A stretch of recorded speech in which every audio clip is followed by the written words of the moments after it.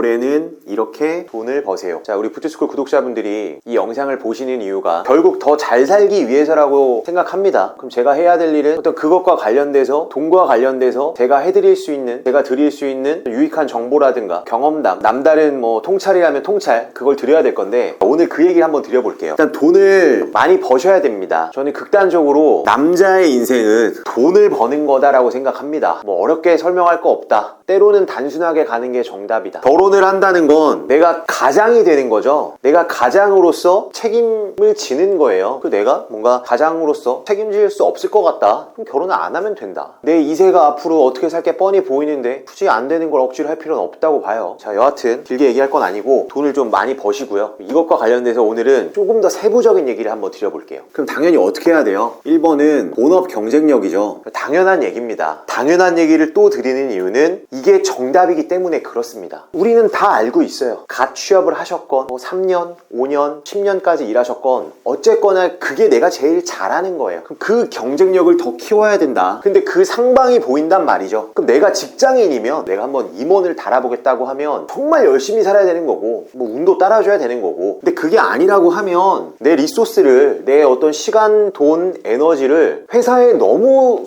또 쓰시면 안 돼요. 내가 그거를 다 쏟아서 할 거였으면 내일을 해야죠. 창업을 해야죠. 사업을 해야죠. 내가 인풋을 넣었는데 리턴이 안 돌아오면 직장인 입장에서 왜 일을 더 합니까? 일은 그냥 일이다. 내가 딱 객관적으로 보세요. 지금 내 업에 관련돼서 내가 여기서 한번 자기개발적으로 확 투자를 해서 쫙 끌어올려야 될 것 같은지, 그게 아닌 것 같은지, 그러면 그래도 감사한 내 직업이기 때문에 본업은 유지는 하되 다른 파이프라인을 찾아야죠. 여기에 대해서 본인 스스로의 생각 정리를 한번 하세요. 어쨌거나 그래도 소중한 내 직업이고 내 업이고 내 어떤 월급, 다달이 그래도 따박따박 꼬박꼬박 돈이 들어온다는 건 자본주의 사회에서 엄청난 거죠. 삶의 안정적인 측면에서나 내 어떤 소속감적인 측면, 또 어떤 재무적으로 이런 플랜을 짤 수 있다는 측면에서 되게 소중한 건데, 그 본업에 집중 안 하고 헛짓거리하면 본인 직업을 냉정히 보시라는 거예요. 그 다음 두 번째, 돈이 있으면 이제 부가 있는 거죠. 근데 부업이라는 느낌보다는 그건 너무 알바 느낌이기 때문에 그게 아니라 더 사이드 프로젝트에 대해서 뭘 해, 이거를 하나만 딱 찾으세요. 하나만. 너무 과욕 부리지 마세요. 본인은 나 스스로는 알잖아요. 본능적으로 알잖아요. 그걸 모르면 안 돼요. 나를 알아야 돼요. 나를. 이거를 딱 한 개만 도전을 하세요. 한 개만. 근데 기본 틀이 또 공간 임대적인 거 있잖아요. 그 다음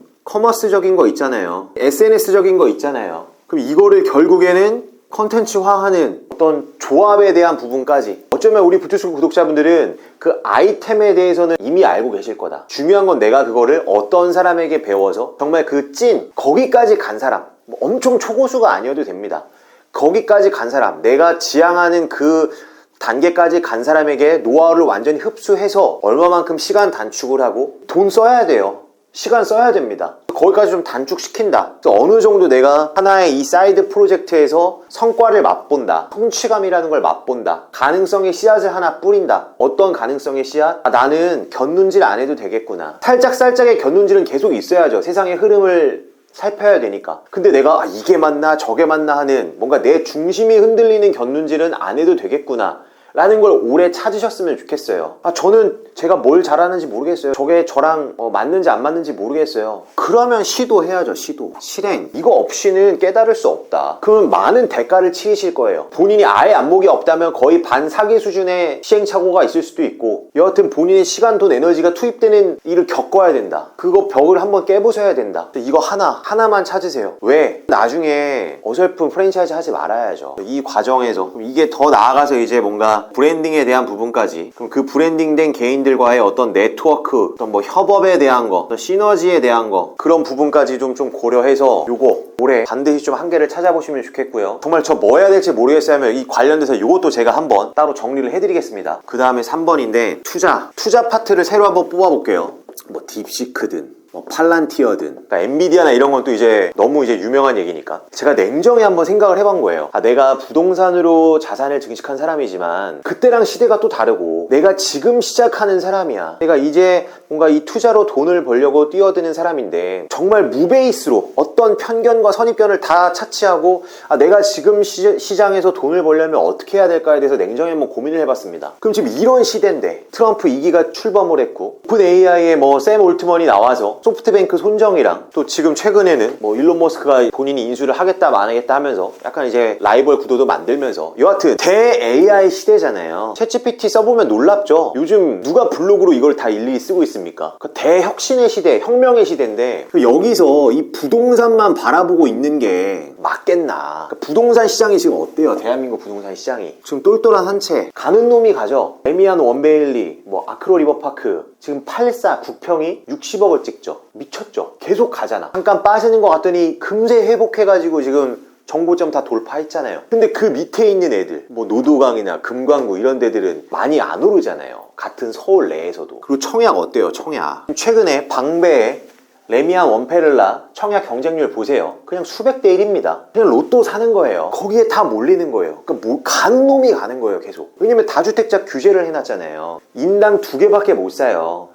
최근에 지방 거 이제 공시가격 2억 이하를 풀어준 애 만에 뭐 얘기가 나오지만 그래봤자 본질적으로 바뀐 건 없고 여하튼 가는 놈이 가는. 너 다 사지 마. 한두 개만 사. 그럼 당연히 돈은 똘똘한 한 채로 몰리는 거죠. 근데 저는 이제 2030 뭐 40대 초반까지도 생각을 해보는 거예요. 부동산 투자의 비극은 뭐냐면 내 자금이 작으면 똘똘한 걸 못 사죠. 그래서 어떻게 보면 미국 주식이나 어떤 비트코인은 엄청난 혜택이 뭐냐, 그게 아직 안 와닿으실 수도 있는데 엄청난 혜택은 내가 소자본이어도 1등을 살 수 있는 거예요. 내가 돈이 얼마 없어도 테슬라 살 수 있잖아. 엔비디아 살 수 있잖아. 비트코인 살 수 있잖아. 다 살 수 있게 만들어 놨잖아. 근데 부동산은 내가 돈이 조금 있다고 강남 부동산의 지분을 일부 못 사잖아요. 그런 구조가 아니란 말이에요. 그래서 현실적으로 내가 돈이 몇 천만 원밖에 없어요. 뭐 천만 원 미만이에요. 그러면 부동산 투자하실 때 아니에요. 땅, 지분 이런 거 할 수 있지만 그런 걸로 그거는 메인 테마가 아닙니다. 뭐 한 2천만 원, 3천만 원 또는 5천만 원, 또 많아도 한 7, 8천, 1억 이하의 돈이야. 그게 되게 큰 돈입니다. 큰 돈이에요. 그 1억 이하 돈은 몇 달 일한다고 모을 수 있는 돈이 아니란 말이에요. 일반 월급쟁이가. 근데 그걸 모아서 할 수 있는 거는 지방 아파트나 또는 이제 수도권 외곽에 있는 아파트. 너무 그 네임드나 대단지 이런 거 말고 신축들 당연히 못하고. 여기서 뭔가 이 충돌이 온다는 거예요. 충돌. 그럼 어떻게 해야 될까? 근데 다시 세상이 지금 이렇게 바뀌는데 여기서 지금 부의 어떤 혁신이 일어나고 있는데 해외뿐만이 아니라 국내에 지금 어때요? 뭐 레인보우 로보틱스나 어쨌거나 이 지금 AI 이 흐름을 타고 가는 주식들이 막 계속해서 막 혁신을 일으키는데 부동산만 바라보고 있는 게 맞나? 만약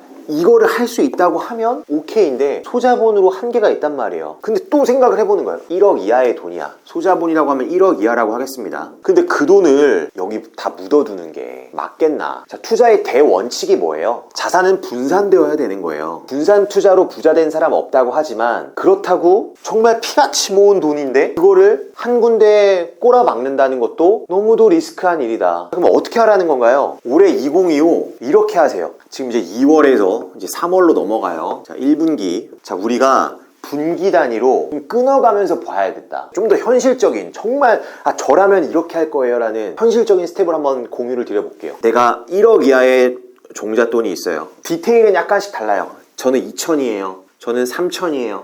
저는 5천이에요. 저는 7천이에요에 따라 디테일은 약간은 달라요. 이거는 지금 유튜브 상에서 할 수 있는 얘기는 아닙니다.